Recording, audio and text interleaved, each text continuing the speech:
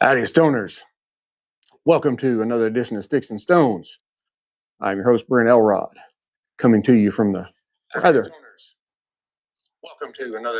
chilly confines here at the No Shoes Bar and Grill patio, deep in the heart of the Republic of Texas. Got a great show lined up for you today. I know you're going to love it. I try to get this out as quick as I can because some people only watch like 26 or 27 seconds, so I got to hurry. I am pairing today the venerable Buffalo Trace with a New World Puro Especial by AJ Fernandez. I think it's going to be a great show. I know you're going to love it. Let's just go ahead and dive right in. So, our pour today is Buffalo Trace from the Buffalo Trace Distillery, like the oldest in the nation. It's been around since like 1795.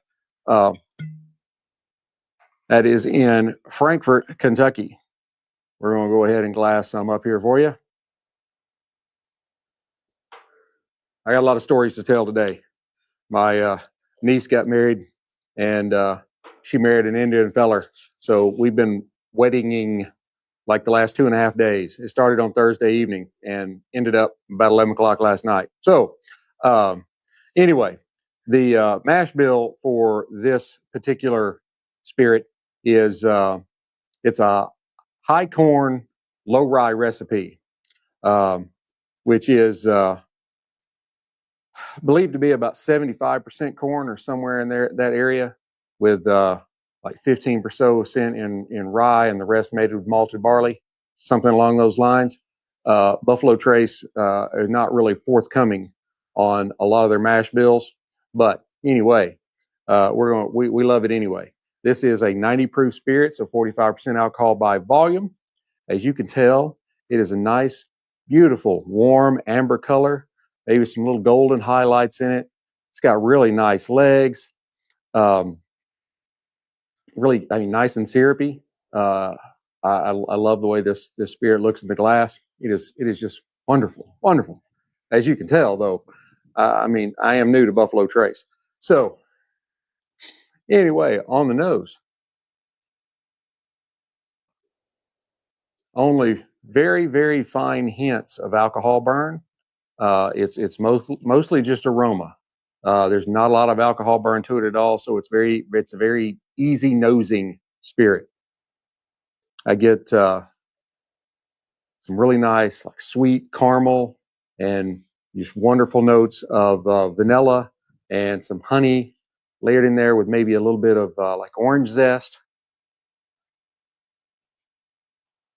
And then kind of underneath that, you have these, you have some dried fruit and then even some lighter hints of fresh oak and kind of a soft spice like nutmeg, cinnamon. There's a whisper of leather in there too. And it's all hallmarks of Buffalo Trace spirits. As many of you know, Buffalo Trace makes a lot of the spirits has been allocated over the last few years. E.H. Taylor, Weller, Pappy Van Winkle, all of that comes out of Buffalo Trace. And there are others, but, you know, that's not an exhaustive list. Anyway, it's a wonderful smelling spirit, and it is equally wonderful on the palate.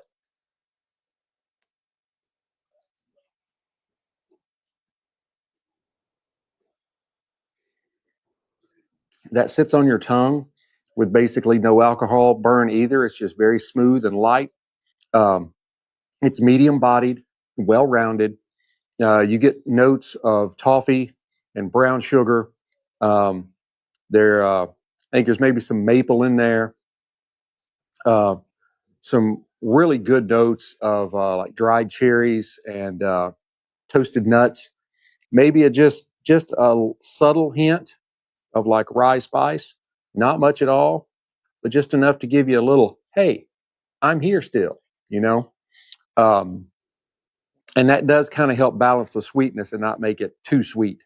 You know, I can't think of any just right off the top of my head, but there could be spirits out there that are like 95% corn, 5% malted barley. But to me, I think that would be like overly sweet, because you don't have another grain there, specifically rye, that would tend to kind of tone down the sweetness and kind of balance it with just a little bit of spiciness. Not much. Let's go ahead and try another sip or two.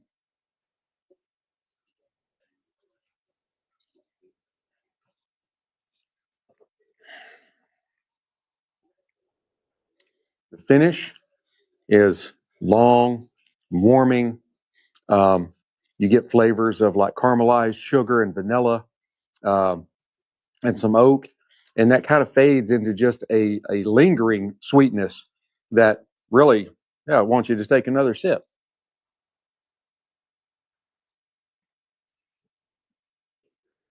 Oh, good stuff. And the thing is, even Buffalo Trace, the entry level Buffalo Trace, we're not talking about E.H. Taylor, all that kind of stuff, was kind of hard to get the last couple of years, but all of a sudden, it's like the floodgates have opened. And I was at I think I posted a picture. I was at a liquor store down in Dallas that I'd seen on another podcast, a bourbon hunting podcast, and and so I had to go down there and see this place because I'd never heard of it. And I walked in, and they had Maker's Mark stacked 12 feet high, cases of Maker's Mark. They had cases of Buffalo Trace stacked about 7 feet high, and the Buffalo Trace like $25 a bottle.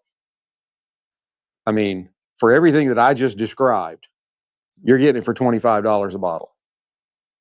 I mean, that is not going to put a pinch on your budget. If it does, you may need to rethink your decisions in life.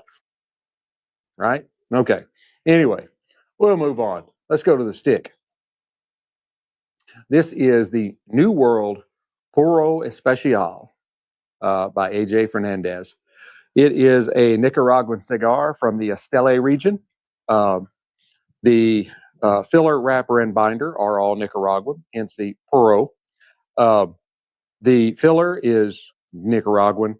The binder is Nicaraguan Habano, and then it is cloaked in a beautiful Nicaraguan Habano wrapper. So now that you all know about Nicaragua, construction is up to AJ Fernandez standards. It is flawless construction. The color is a rather dark chocolate, as you can tell. It has tight, minimally visible seams. It does have a fairly significant amount of veining that is a little pronounced, but not terrible. I do love the banding on it. I can't ever get my right and left on this thing.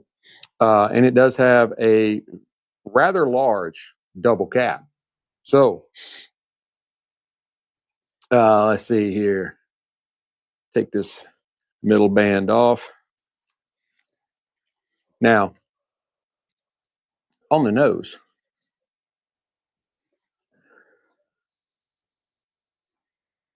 I get a really nice kind of barnyard sweetness off of it just right away. And I also get some notes of kind of a sweet cedar and a little bit of earthiness, and maybe even just like wet grass, fresh cut grass, something like that. Very inviting, and a really, really nice aroma. So trying not to look at myself too much. I'm trying to keep up. It's kind of like when they always talk about guys and they talk to girls and they're looking down and they're like, "Hey, well, my eyes are up here." I know your eyes are up there, but I keep looking down. So anyway, all right, let's go ahead and give this thing a cut. I have multiple cutters and lighters sitting out here. I'm going to use my Cassetti multi-cutter on my normal V-cut for heels that are rounded back. Very nice cut. This is a I don't know, that's what you call it, a double Robusto or something along those lines. It's a 50 on the ring gauge, but this is about a 6 or maybe even a little longer, 6 1/4 length. Um, I really, I think it's going to be a great smoke. I'm really looking forward to it. I hope you're looking forward to it as much as I am. I'm glad to see I already have people watching. Thank you very much. All right, I've already gotten a heart, so I'm gonna over here on my one where I'm watching. I'm gonna heart it myself. So prime the pump. We got 2 now. That must mean there's some good stuff going on here. On the cold draw, now that is a really easy draw. Almost too easy.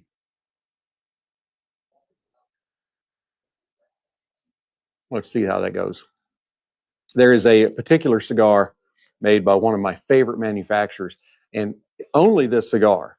Now, I've had a dozen or more of their blends. It's this one particular cigar. I've smoked it 2 or 3 different times, and every time the draw is so easy on it that I kind of overdraw it, and it will end up, you smoke it a little quicker, and it kind of ends up making me a little, you know. So, but anyway,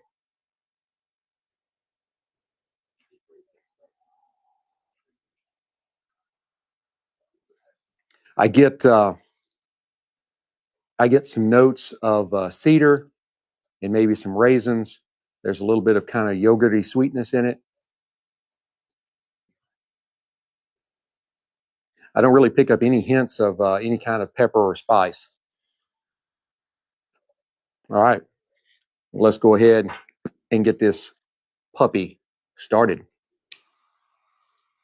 Using my Rocky Patel Envoy 5 torch, which I believe they no longer make.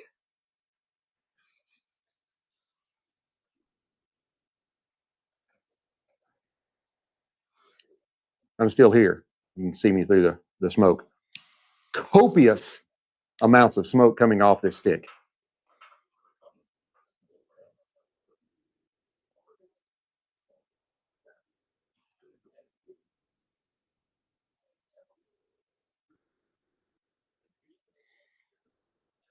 I get some really beautiful notes of roasted nuts, maybe some espresso, a little bit of cocoa powder.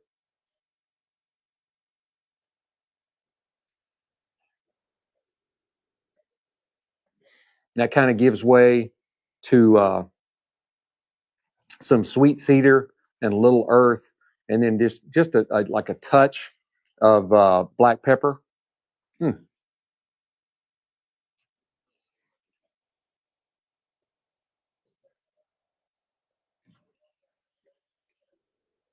That's a really good. That's a really good cigar. It's really good. It's very good. It's wonderful. Let's try them together.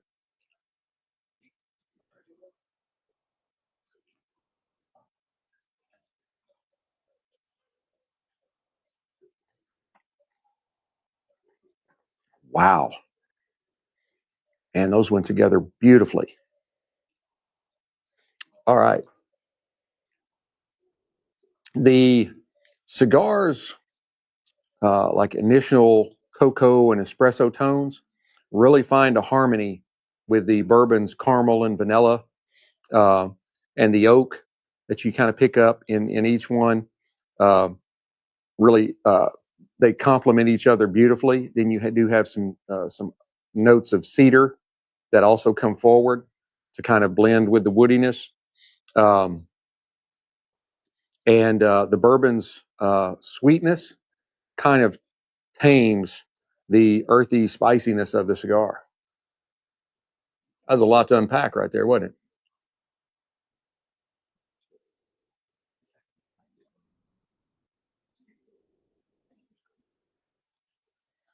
Folks, if you hadn't tried this cigar, you need to.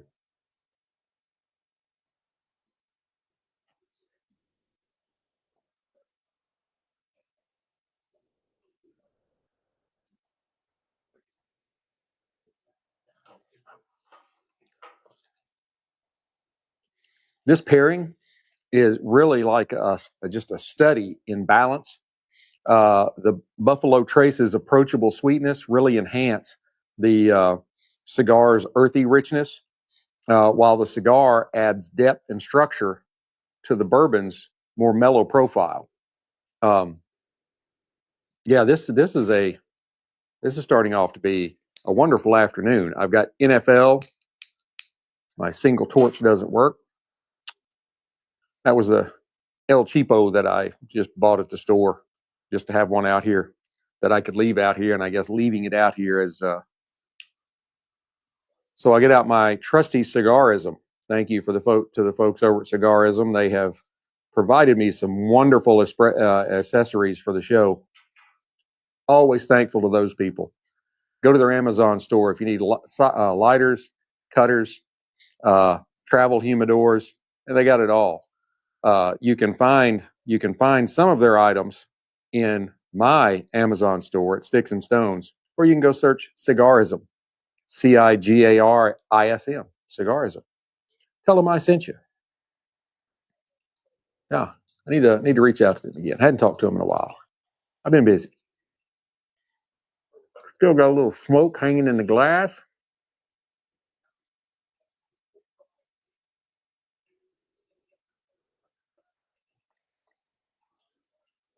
As I say every week, I love doing that. I just love the way it looks. Doesn't mean anything. To me, I feel like since I'm doing what I'm doing here, that I'm releasing the smoke like at the last second before the spirit hits my tongue. And so that allows me to fully appreciate all the different flavors going on at the peak of their application to my tongue. That's what she said. All right, I had lots of stories. Now we're going to wait on the second half here. My lovely, I can't even say lovely, beautiful niece. She just got married this weekend. She married an Indian fella, and we're very happy. It's a wonderful family. We love them, and they love us. But they go all out. We had the henna ceremony on Thursday night. That lasted about 5 hours, and then we had the Hindu wedding on Friday. That started at 2:30 on a Friday. You had to take off work. Yeah, unless you're having a shotgun wedding in a traditional wedding, your wedding day is on like Saturday or Sunday. No, they do it on Friday. That's fine. Gave me an excuse to take a day off from work. So they started at 2:30, and I think we finally left about 10 o'clock that night because we had a puppy at home in the kennel. We needed to get let out because he gets a little rambunctious.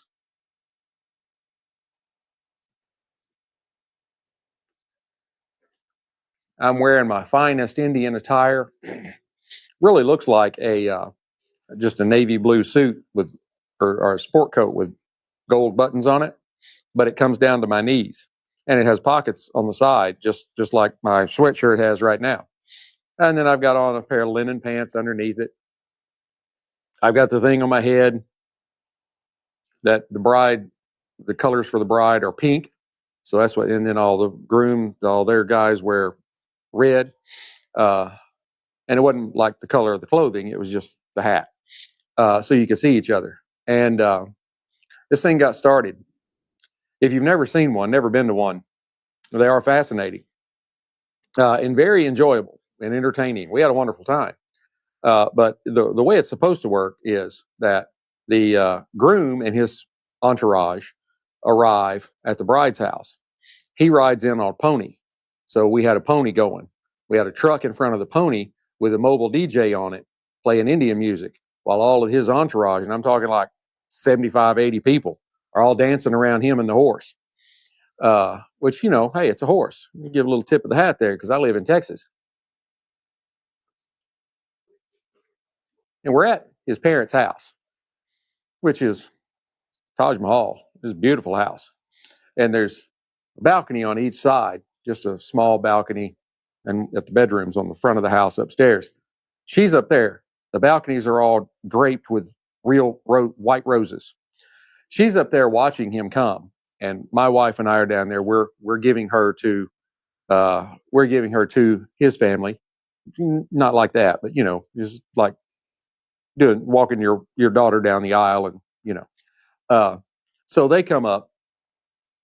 He rides up underneath the balcony she's on, and her bridal party are throwing white rose petals down on top of him from up there. And then his father comes to me, and we exchange sashes, and then he picks me up.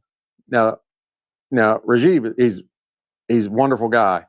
He's only about 5'7" or 5'8", and I'm 6'3", and he goes maybe 160 pounds. I've lost 60 pounds. I've lost almost half of him, and I'm still 218, 217.2 this morning. And then he picks me up.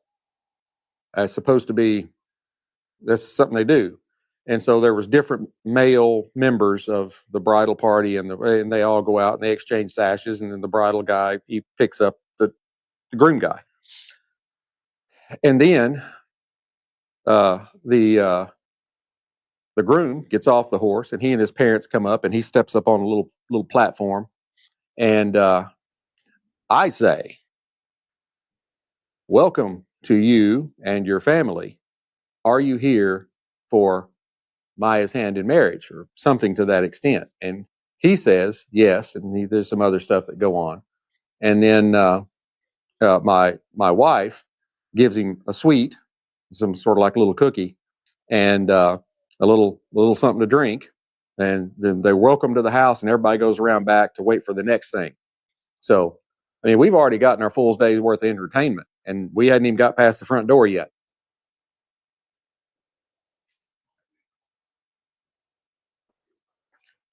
So everybody goes around back.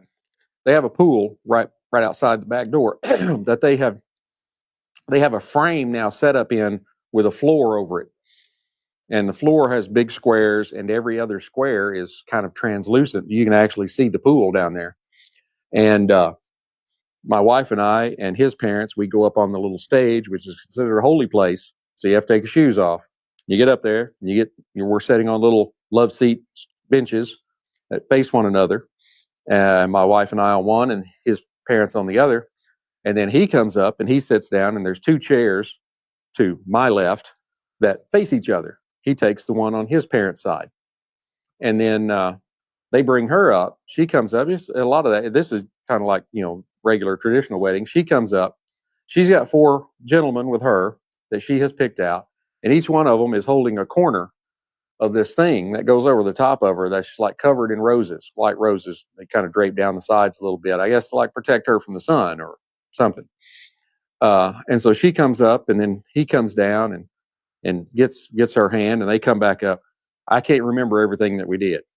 All right. I remember that I had to place her hand in his. That was the big thing. That was like, me handing her hand to the groom at a traditional wedding. I put her hand in his, and then I put a coconut in their hands. And then my wife comes and she wraps another sash around their hands and ties it. And that's how they go through the next 5 or 6 minutes of the ceremony, is her hand in his holding a coconut tied in a sash. And I'm probably going to get some of this stuff out of order too.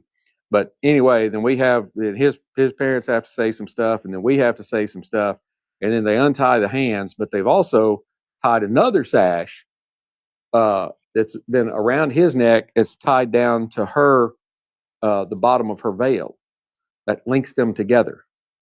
And so now, just like the walls of Jericho, the guy that's presiding over the ceremony, who was a Caucasian fella, his name was Dharma. I think that's what his name was. And that's what they called him. And he was I don't know what they call it, priest, shaman, whatever it was. That's what he was. He built a fire in this little box that was lined with aluminum foil. And so they have to march 7 times around the fire. Like I said, like the walls of Jericho. Well, she leads him around for the first 4, and each one was something significant. And I hope y'all are really enjoying this, because I just living back through it in my mind, it's hilarious. not in a goofy way, but just in an entertaining way. It was just like, I've never seen this before. This is so, you're just captured. You're captivated by this. And so the whole time that they're going around, his parents and us are throwing rose petals on top of them as they come around. We have this plate of rose petals. And then they swap places, and then he marches her around for 3 times, and then they go back and they sit down or whatever. I was, number one, I didn't know it was going to be doing all this. I had been told, yeah, you're going to be placing her hand in his. Okay, well, I've been to a couple of weddings of my own. I know, about the father giving the bride to the groom. They're in front of the priest or the pastor or preacher or whatever you got. But they didn't tell me about all this other stuff, about the front door, all that. They didn't tell me until that morning, or really that afternoon. It started at 2:30, and I got there about 1:00. There was no rehearsal. No, you just go through it.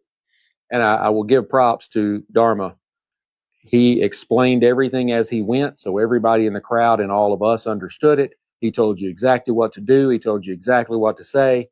You just did it as he's leading you through it. And that was just basically it.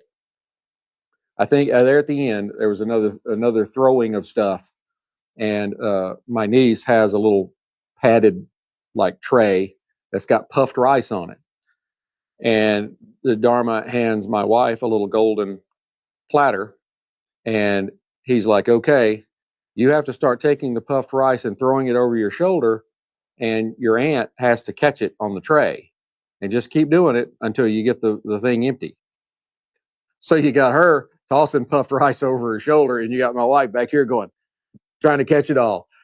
I enjoyed every single moment. It was all just, it was very enlightening and entertaining, and I couldn't be happier for her.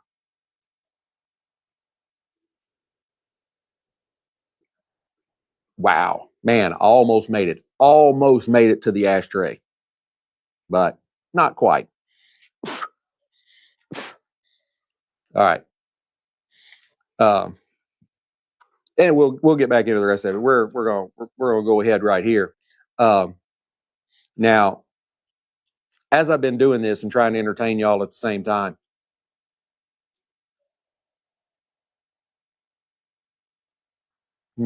the cigars, like initial cocoa and espresso tones, have, as I said before, has really found harmony with the caramel and the vanilla.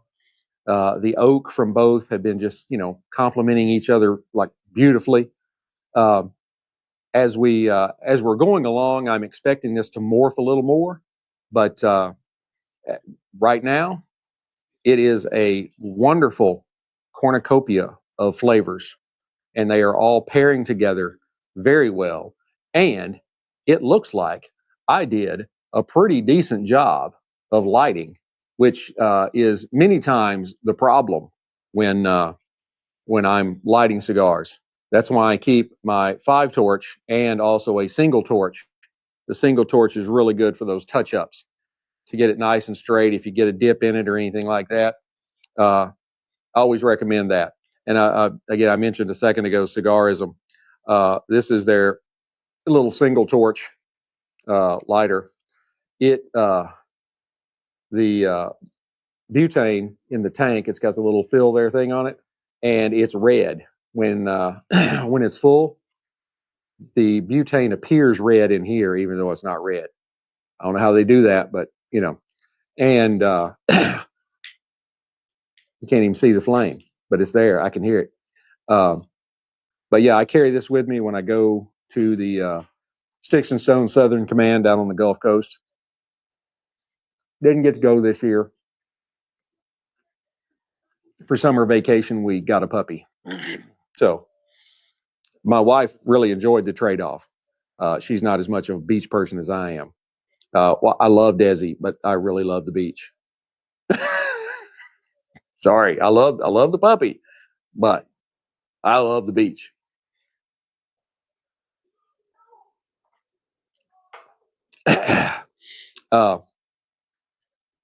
But then started the dancing. Well, I think we had hors d'oeuvres and cocktails. Now we had 2.5 days of Indian food. We're having chicken tonight, and we're gonna have hamburgers probably tomorrow night or Tuesday. We're ready to get back to just like regular stuff. They've got some really good food, but 2.5 days of curry is about my max. So anyway, then they start dancing. I'll have to post a video of some of the dancing. I mean, it's the Indian music blaring, and everybody's out there got their hands up, and they're the what you do with your hands. This is the way they explain it. This is the way they explain it. You have one hand in the air and one hand down, and in the air, you're twisting in a light bulb. And on the hand that's down, you're petting your dog. That is how they explain it. So you're up here going,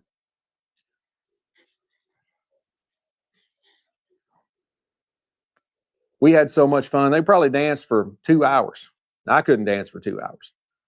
I danced again last night. Today, my hip and my knee are sore from all the jumping up and down. But yeah, and they didn't play, the Indian dancing. I'd never done that before, but they didn't play the wobble. I can do that. They didn't play get up. I can do the get up dance. I can even remember a few steps of the Saturday Night Fever, and they did play Staying Alive. And of course, they didn't. They just kept dancing the way they were dancing, and I'm over there doing what I can remember of Staying Alive, all that kind of stuff. So that's me. And then we had dinner. Dinner started at about 9:00. That's when they eat. We went over there for something a while back, and they didn't eat till like 9:00. I'm already got my stuff on, watching the last little bit of TV for the night before I go to bed at 9:00. And I go to bed between 10 and 11. I was like, I think we're going to have to work on this part of it. We may need to westernize the mealtime part. I can't eat like I'm starving by 9:00, and then I want to eat and get all full, and then I'm going to get sleepy. But it was a beautiful setup. They have their house sits closer to the road. And when I mean closer to the road, I'm like 30, 40 yards from the road, closer to the road. And there's like a football field behind their house. Huge tent set up. Lights look like stars up there. And there was seating for probably 150 to 200 people. And they filled it up.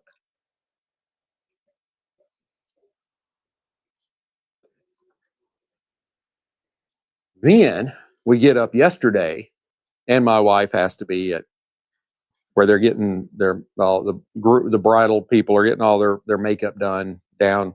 As weird as that, yesterday's ceremony was at the Arboretum down in Dallas, and so the people came from out of town. They had an Airbnb set up. Was my niece and her now husband. They live in Houston currently because he's almost 2 years into his 4-year residency. He is a neurologist. She did well all the way around. He is probably the nicest guy.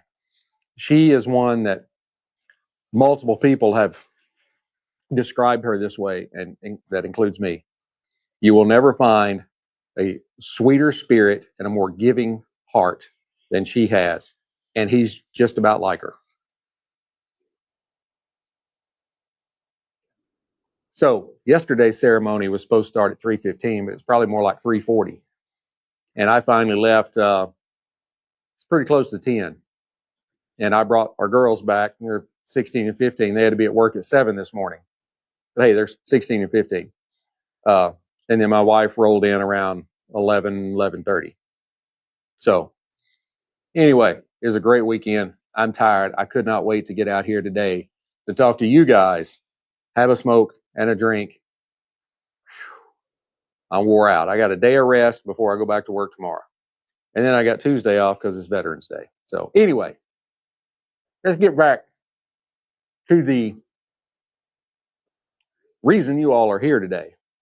As we've gotten closer to the middle here in the kind of middle third, the New World has opened up into a nuttier, kind of creamy territory. The Buffalo Trace shows a little more of its fruity side with the cherry and the orange zest kind of coming forward to kind of brighten up that smoke. They create this warm, almost dessert-like character. Really kind of reminiscent of a like spiced chocolate and brown sugar. There you go. Very good.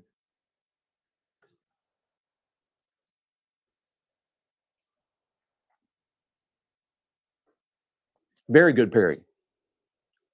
Man, I had several choices for this. Um, and I chose Buffalo Trace really for not much other reason than I haven't paired Buffalo Trace with something recently. One of the other options I had was Elijah Craig Small Batch, which I do have some. But I paired it here. You know, it's probably been a month or two now, but maybe even more than that. But I haven't done Buffalo Trace. It may have been. It may be approaching a year. I've just had so many other whiskeys that I haven't brought forward before.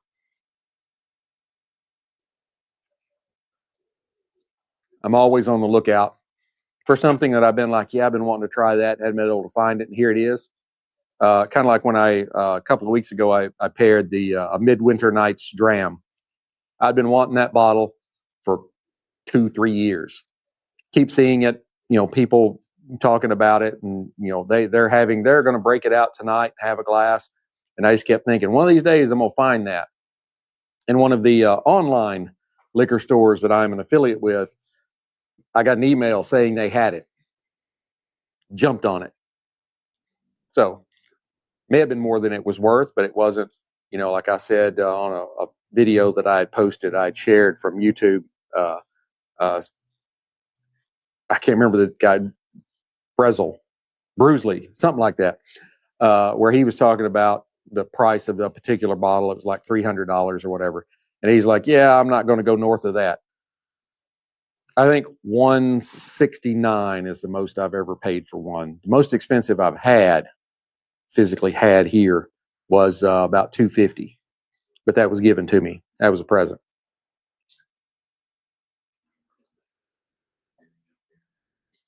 Still, just copious amounts of smoke coming off this stick. I know I talked right in the beginning during cold draw that how easy the draw was, and it is, but I don't think it's over easy. Now that I'm almost halfway through the stick, it is very easy.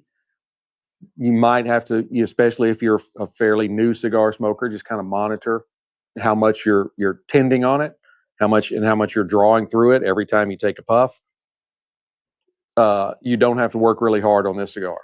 You would not have to use a tool on it to, make it easier. If it gets much easier, you just be eating it. That's all there is to it.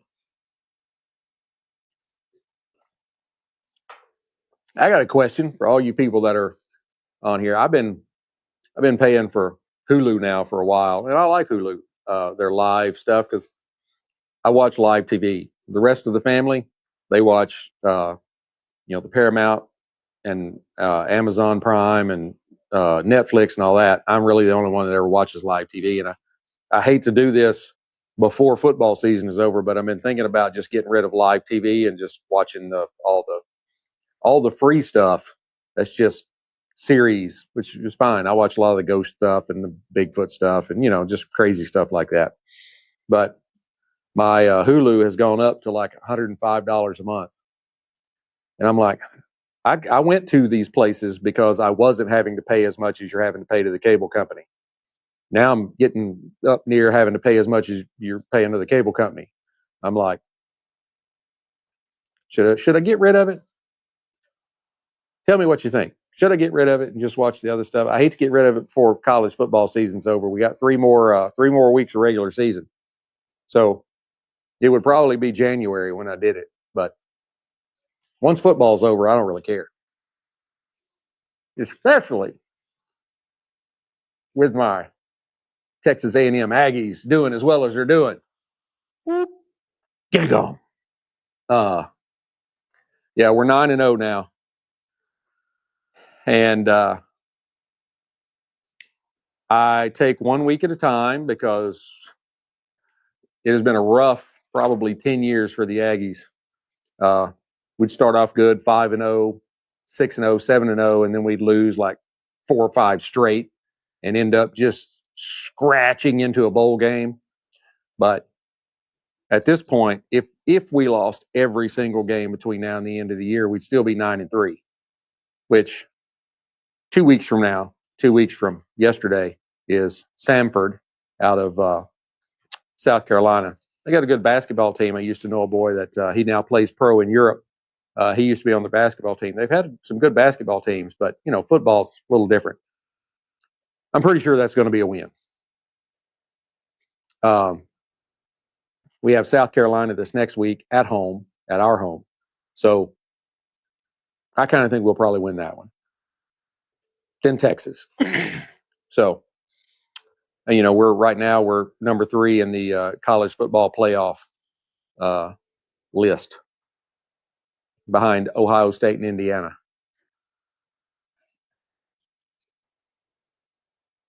So I think I should probably hold on to Hulu Live until after college football season's over. Next week we'll go to a bar somewhere and watch. The game starts at like 11:30, and we'll go somewhere. Brass Tap here near our house is the local meeting place for Aggie games. So we've gone there a time or two. But I don't know about this coming Saturday. We'll figure it out. And then the Texas game, I'll probably be at home for that one. I won't go anywhere. Shouldn't, but might. Never know.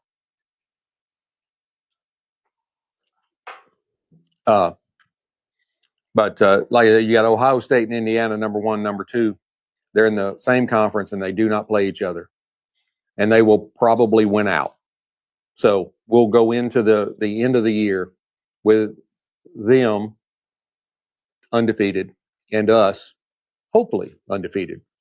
So I think we're positioned pretty well. We've got a great defense. Marcel Reed, they've even talked about him. A lot of people have been talking about him needing to be in the Heisman hunt.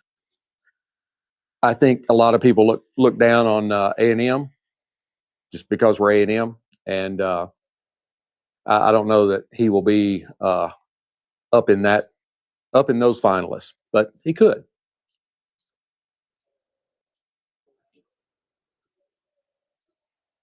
But I saw a guy last night when they were people posting about us being 9-0 after our win yesterday over a ranked Missouri team in Missouri. Another game we have won on the road against a ranked opponent, and you still got Texas fan out there. It's not good enough. Oh, they're always little brother. All that. There's one guy on there. He's being a smart ass, and I said, well, I said at the end of the day, wins and losses, it doesn't matter if it's 3 points or 3 touchdowns. It's a win in the win column. And then you have to look at how many losses you have in the loss column.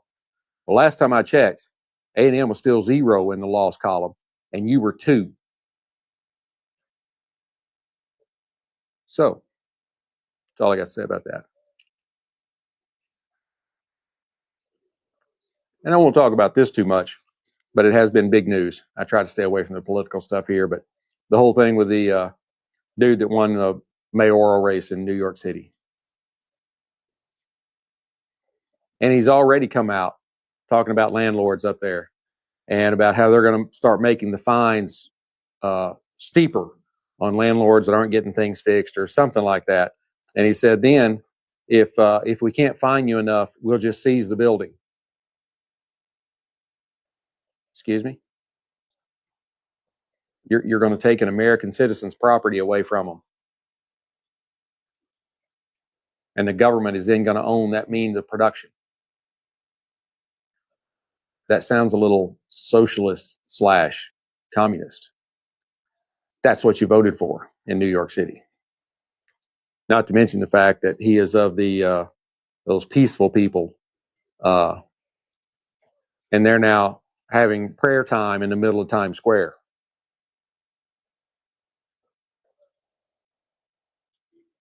Be careful what you wish for. You might just get it.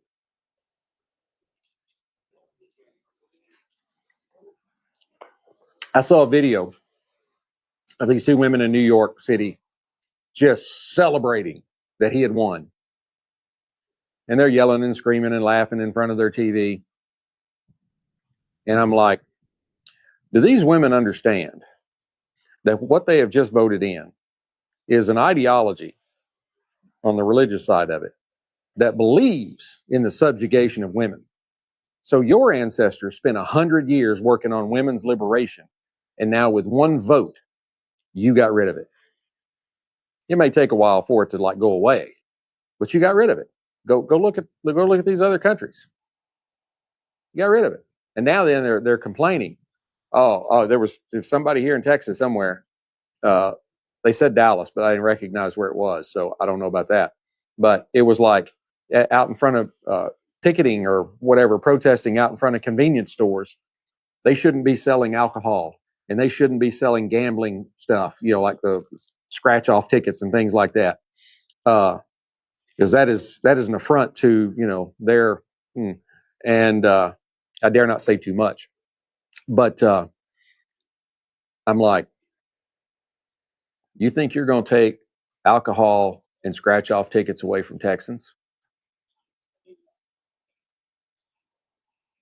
You might be in for a little bit of a fight there. It will be for me.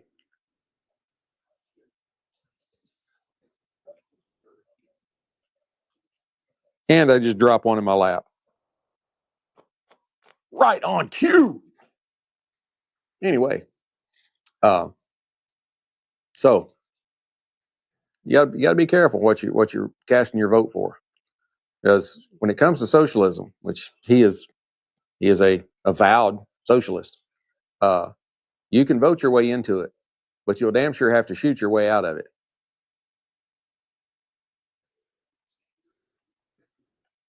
Poland is starting to look pretty good.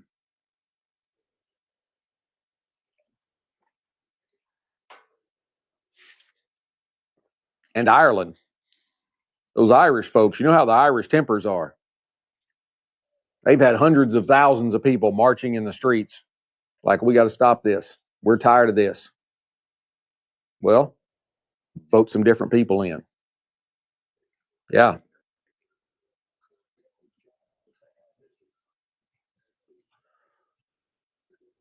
I'm not I like Donald Trump. I think he's been a good president. He hasn't been a great president in my eyes.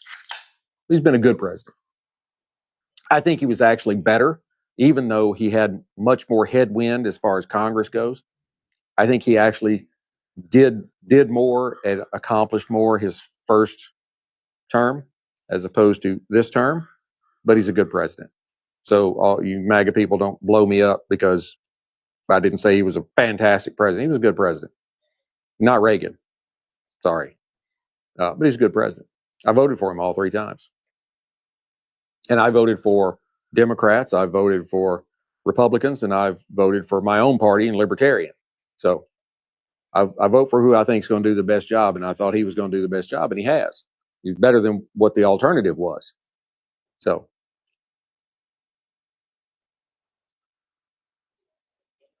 I just cannot believe how much smoke this cigar puts off. It's awesome. It's great. Not too much smoke. It doesn't smoke you out. It's a lot of smoke. Love it. That is one thing I do worry about. I've noticed with this whole tariff thing, the price of scotch has been going up. Now, look, I don't care if you put tariffs on all the crap coming from China. But you just kind of stay away from the scotch, okay? Can we, and cigars. Don't want to be paying $50 a stick for a cigar. My cigar made in Nicaragua has nothing to do with the crap coming out of China.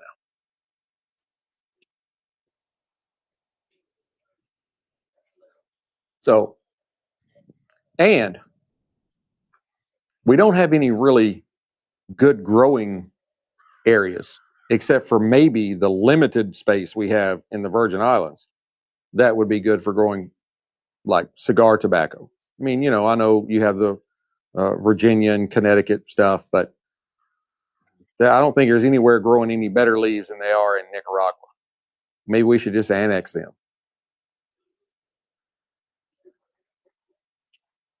We're working on building the wall, and they're still working on that, even though it's not in the news anymore.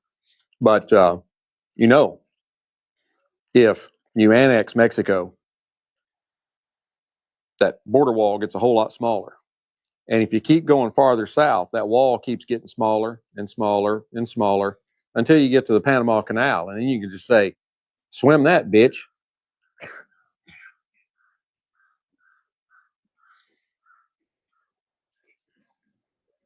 So you make the wall shorter and higher. Trying to swim the Panama Canal would not be like trying to go across the Rio Grande. Rio Grande, in some spots, you don't even get your feet wet.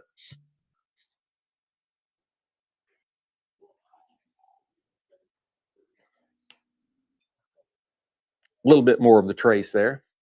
We've got some fewer people. I mean, some more people that have joined in here as we're going along. I want to go back and kind of recap what we've got. All right.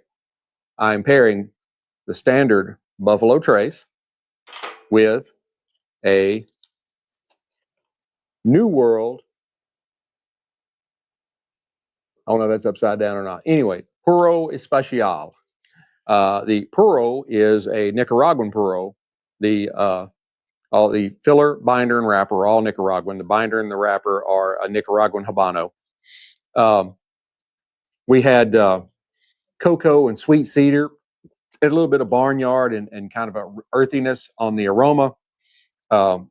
The flavor profile started with like roasted nuts and espresso and cocoa powder, and with a little more sweet cedar and earth and some hints of caramel and kind of baking spice. And the Buffalo Trace is their low-rye, high corn, whatever you want to call it, mash bill. That is, they're not very forthcoming with their mash bills, but it's somewhere in the neighborhood of like 75% corn, 15% rye, and 10% malted barley, right around there. It had lots of caramel and vanilla and honey with some orange zest and some dried fruits and a little hint of like fresh oak in there. There was also some kind of baking spices underneath with a little cinnamon and a little nutmeg and kind of just a whisper of leather. Everything that you would expect from a Buffalo Trace. And then there was just that little subtle rye spice because of that small percentage of rye that just kind of helped kind of create a structure for the sweetness and not over sweet you. So it had a really nice long finish where it was warming. It had caramelized sugar, some vanilla and a little oak, and then that kind of lingering sweetness that makes you want to take another sip. I never have a problem with that. So you're all caught up now. And we're getting down close to the end, and I'm at 53, almost 54 minutes. So we're about to wrap this up. Because I try not to keep y'all more than an hour. I know you got places to go, and you don't want to look at my ugly mug for too terribly long, but you're interested in what I'm doing. So we're going to give it another puff or two, and then we'll call it a day. I got another one over here I'm going to try. I've never tried before. That is going to be coming up on a very soon future episode. I have a little something to hang on. There we go. And I got a little NFL going, so I can smoke that one and have a couple of more drinks and kind of get my notes together for that one for the upcoming episode. It's going to be a good afternoon watching NFL. It's in the 50s here. That's why I got the sweatshirt on. I have my Sticks-n-Stonez shirt on underneath it. I hear my send me, but I came out here and I'm like, no, I'm going to have something on top of that. So I'm a Texan. Blood's a little thinner than it used to be.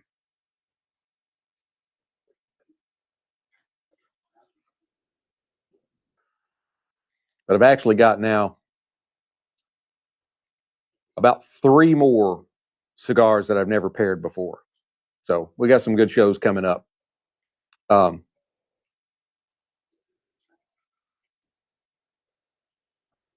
as we've gotten down here to the end, this cigar has really kind of deepened with, instead of espresso, it's kind of gone to more of like a fresh roasted coffee. There's a little touch of black pepper in there. The bourbon's kind of gentle oakiness and kind of toffee sweetness kind of smooth the finish out. It leaves a nice, long, lasting impression of cocoa and honey and charred wood. This has just been an excellent pairing. I would say for complexity, I'd give it a 85 out of 100. For balance, I would give it probably a 92 out of 100. So overall, I think you're probably looking at somewhere in the 89 to 90 range out of 100 for my averaged grades. So the body, it was an excellent match. They're both kind of a medium body. Overall experience, they're exceptionally smooth, very flavorful, and they really, really do work together very well. The Buffalo Trace's kind of classic sweetness and mild spice align perfectly with the Puro Especial's earthiness and roasted core. The bourbon kind of lifts the cigar's kind of darker tones, while the cigar adds more complexity and character to the whiskey's kind of softer profile. Together, they create a seamless indulgence that highlights the strengths of both. You really, I don't think, can go wrong. This is like a timeless match that really celebrates tradition. Buffalo Trace been around since like 1795. AJ Fernandez is one of the more well-known cigar manufacturers or blenders. But that tradition and the craftsmanship and the flavor harmony, it's a combination that's really meant to savor. It's been 57 minutes. So I hope you've enjoyed this episode as much as I've enjoyed bringing it to you. Please hit like, subscribe, share, notify, mash that heart button. I love to see that. I love to see comments. Share it with your friends. Share it across all your social medias. This has gone live on Rumble and X and YouTube. You should be able to share it somewhere. I encourage you to do it. And I encourage you to go to the Amazon store, Sticks-n-Stonez, STICKS-N-Stones, and pick yourself up a nice Sticks-n-Stone shirt, especially the Here Am I, Send Me. That's been my bestseller. People love it. It's got the Isaiah 6 Bible verse on the back. And the Lord said, I'm paraphrasing, and the Lord said, who shall I send and whom shall go for us? And I said, here am I, Lord, send me. Desert camo soldier on the back, his helmet, his goggles, his face mask, got his M4. He's ready for battle. We may end up needing to be here in the U.S. the next Templar Knights. You never know. But until we get to be together again, keep your sticks dry, your stones cold. Have a great day.